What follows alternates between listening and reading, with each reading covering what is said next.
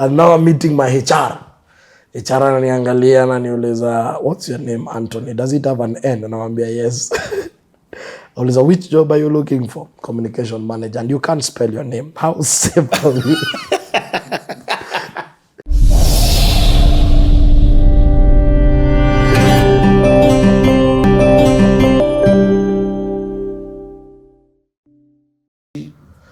Okay, so music picks up, and I think it took quite a toll of my time. So it becomes what you're doing now full time? Yes, that's what I was doing. I think even Campo, my performance, I can say I would have done better. Because I got a second, is it second upper or second lower, I can't remember. But we joined that course around 45 and graduated around 22. Ngumu. Ilikuwa ngumu, ilikuwa tough. And so, after clearing uni, now at least in uni, people know I'm a gospel artist. They knew I'm a gospel artist. About preaching na nini yo ataikuwa. They just knew this guy is a gospel artist, muziki yake inachezwa. Some of the guys hata walikuwa nakatia madem na mimi, unasikia, unjiti wewe, tini boy wangu. So, jokutokea kwa TV. Of course, the environment in campus was, the guys that were there were quite amazing. And so now I'm here, out of uni. BSc geology. Apply for Jobo, no one is coming through. And my dad tells me now, the first time I hugged my dad was during my graduation. This guy has been a ninja all along, so two ninjas have to agree. Na tukaprepareana, tukaambiana tusalimiane zile za church. But I remember I looked at him and I told him, thanks, for being tough. This is the time now I understand why. Because it's my degree, not our degree. And it's my life. But you saw something I didn't see. And that's when the journey now of friendship with my dad began. Because I felt he didn't understand me. But after seeing the results in my life, I said it's good he didn't understand me in my foolishness. Because if he would have understood me, I wouldn't be where I am.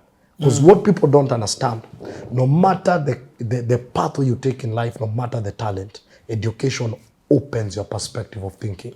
A graduate will never think like a Form 4 dropout. You may never have application per se, but there are disciplines of academia, reason and all that comes through, which I saw a lot, even as I now transition. So when I got out, I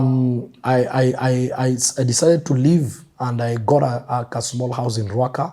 I told my dad, give me 2 months. So he paid rent for 2 months. Then a neighbor, kuna neighbor walikuwa home, wakanipatia mattress. Kama mattress fulani walikuwa na kalianga wakiona movie. Kaloka kamekuliwa huko mwisho. And then a friend of mine alikuwa anaitwa Samuel Muchendo akanipea radio. Sam used to be my buddy in campus. Akanipea radio. Au radio kalikuwa ikifika 4 kanajiongeza volume. Nilikuwa nashika station moja, Metro FM, reggae. Ikifika 4 nasikia born to suffer, born to survive. Nikama kana kuambia mkombe maisha yako. And that's where I began life in Ruaka. So I applied for a job. There's that mindset. You are a graduate. The world is waiting for you. No response. My friend got a job at GDC. I told him, sneak my CV. Your dad could do this and this. That's when I discovered destiny is personal. So you see guys, some are doing their masters, some are out of the country. And you're like, where did we go wrong? It began now reality hits you. And I remember nikaanza kutafuta job supermarket. Because I knew they were paying around, is it 15,000? So that I can have 6,000 to pay my rent and survive on the rest. Again, hata hiyo job ya kusimama supa kusema hii ni mandazi hakuna. So a friend of mine called me. Alikuwa anaitwa Alex. They were doing pranks. Hao ndo walianzisha hizi pranks. Walikuwa na doctor inaitwa Pasua. So Alex akanipigia, akaniambia, kama jaribu kitu fulani hapa hivi. They were shooting classmates at that time. So I went, and the guy was there, Muli, Mr. Muli. Akaniangalia, akaniambia, sasa vile tafanya, we are looking for a teacher who looks elderly. But I have a feeling, if you don't shave, you'll give us that feeling of a rugged, rough teacher. I already love your acting. Akaniambia, 1 month, don't shave. Then come and let's review. So 1 month, no shaving. Karudi huko. Anas kurudi. Hiyo time a friend called me, alikuwa anaitwa Pascal, because I used to do a lot of emceeing in campus for an organization called I Choose Life. Pascal calls me and tells me, we, kuna job, tuma CV sai hapa. So I sent my CV. At I choose life now. Sasa hiyo ni naambia nitume CV ilikuwa around 3:30. By 5 mimi was cyber town nikatuma CV. CV hata najua kuandika. Mimi andika kama composition. Nikatuma. Ile job na apply ni communication manager. Nikatuma. Then nikaambiwa umeitwa interview on Thursday. Friday ndio nilikuwa niende ile acting. Sasa hizi ndevu. Siwezi enda nazo interview. So I have an option. I shave and I lose the acting job. Or I refuse to shave and I lose this other job. So I decided, you know what, God, let me shave. You're the one who knows my life. So nika shave. Nikaingia. Kuingia, the first guy is a PhD holder in communication. He's doing his final thesis just to clear PhD. The second guy works in Media Max. He's a master student. And the first guy took 2 hours. Nikaanza kusema maze, huu jamaa ndo tumepiga push. This was just for formality that we shortlisted 3 people. And this is the guy. So naangalia mtu wa masters, PhD, mimi graduate geologist, no experience, nothing. I was just an MC in this company. So the first guy stays almost 2 hours and we have to break for lunch break. Guess what? We are given a break and this guy, there was a container there. The guy goes on the other side of the container na akakisha fegi. Me I go on the other side of the container nikakisha maombi. You know, kila mtu akona kitu anaweza akisha. So apparently the CEO is a church elder. And the CEO was wondering, we've been in these premises, we've never had any smoke here. Now we're gonna fegi huku.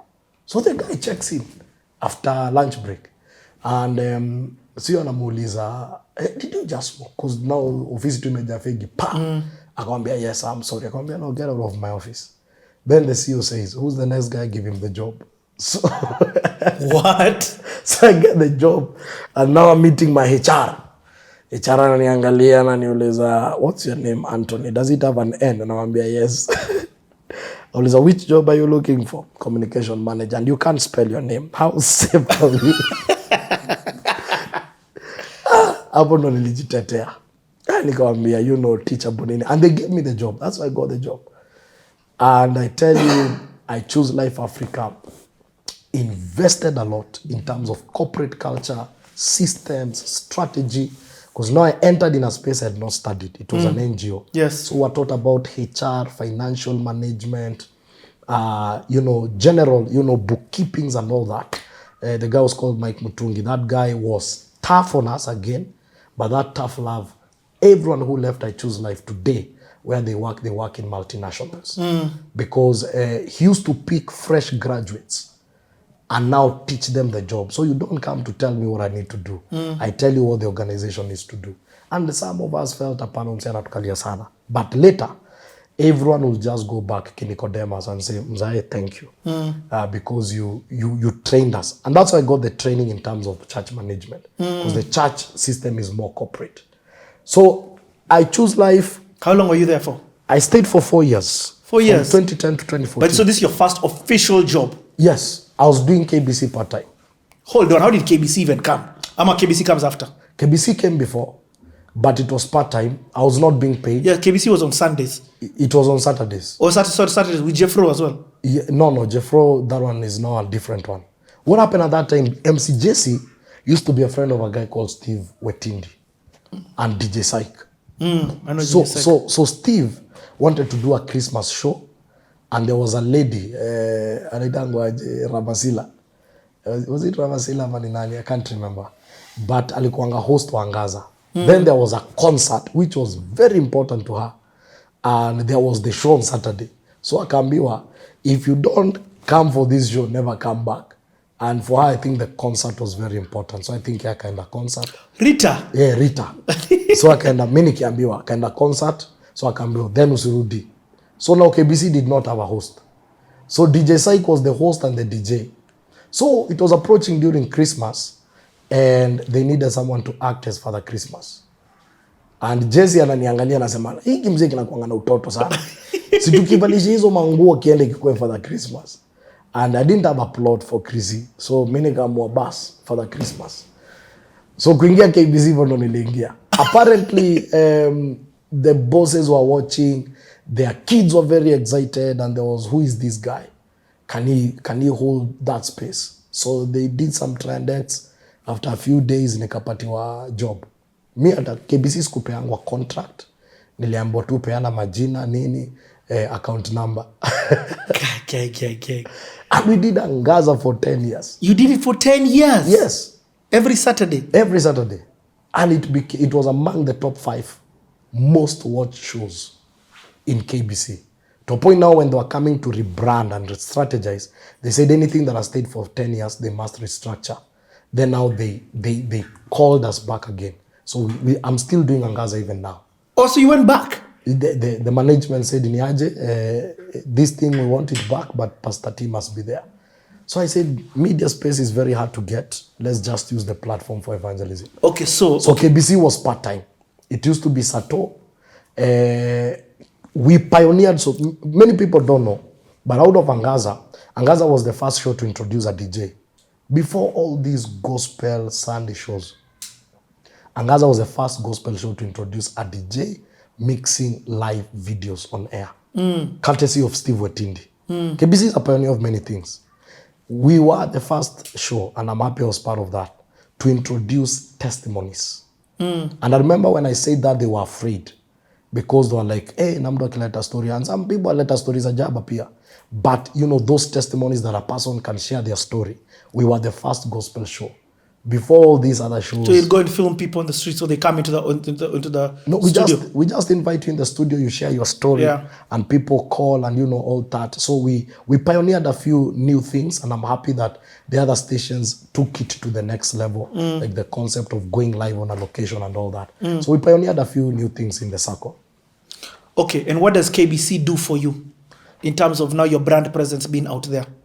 When we met the second time, we met on brand partnership. How? Okay, wait. Let's take a 2-minute break. Yes. Change this. Let's come and I don't want you to rush over this KBC thing. Okay. Because I'm sure media is a very important thing to you. Even now, all you've done is evolved it to digital media. Yes. But I want to hear what this did for your brand.